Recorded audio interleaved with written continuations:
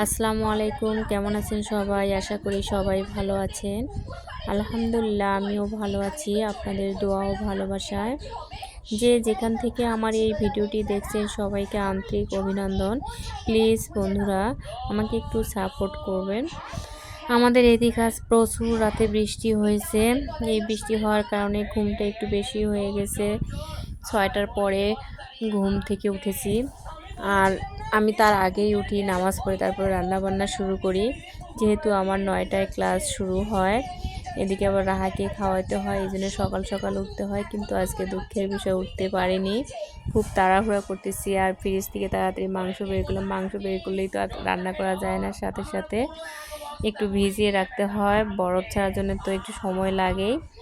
খুব দ্রুত রান্না করতেছি, তাই আপনাদের কাছে ফুল ভিডিওটা আসলে আমি শেয়ার করতে পারলাম না, এর জন্য আন্তরিকভাবে দুঃখিত। কেউ যদি আমার এই রেসিপিটা দেখতে চান প্লিজ আমাকে একটু কমেন্টস করে জানাবেন। আসলে দেশি আলু আর গরুর মাংস অনেক একটা মজাদার রেসিপি। আর রাহার আলুটা পছন্দ, এই জন্য একটু আলুটা দিলাম। আর দেশি যদি আলু হয় আরও একটু ভালো হয় রান্নাটা। কিন্তু দুঃখের বিষয় আসলে সময়ের অভাব, যেহেতু আমাকে যেতে হবে ৯টার আগেই স্কুলে, এই জন্য ফুল ভিডিও যখন আমি করতে যাব আসলে সময় হবে না ফুল ভিডিও করার, আর একটা সময় নষ্ট হয়ে যাবে, এই জন্য আর কি। যদি কেউ আমার এই ভিডিওটি দেখতে চান ফুল, তাহলে আমাকে কমেন্টস করে জানাতে পারেন। আমি শুক্রবার ফুল ভিডিও দেওয়ার চেষ্টা করব। আসলে এই রান্নাটা অনেক সুন্দর। এদিকে আবার কলমি শাক আমার খুবই পছন্দের একটা শাক। এই কলমি শাক বাছতে গেলেও তো একটা সময়ের দরকার, তাড়াহুড়ো করে বেছে আবার রান্না করতেছি। আসলে এই কলমি শাকটা এভাবে তেল, রসুন, পেঁয়াজ, মরিচ একবার যখন ভাজা হয়, ভাজার পর তারপর যখন লাল লাল হয় শাকটা দেওয়া হয়, ভাপিয়ে নেওয়া শাকটা।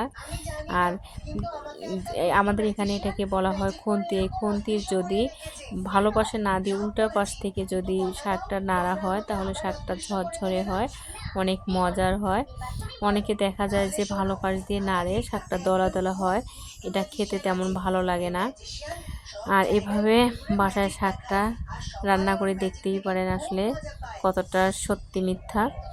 ভালো থাকিয়েন সবাই, আল্লাহ হাফেজ।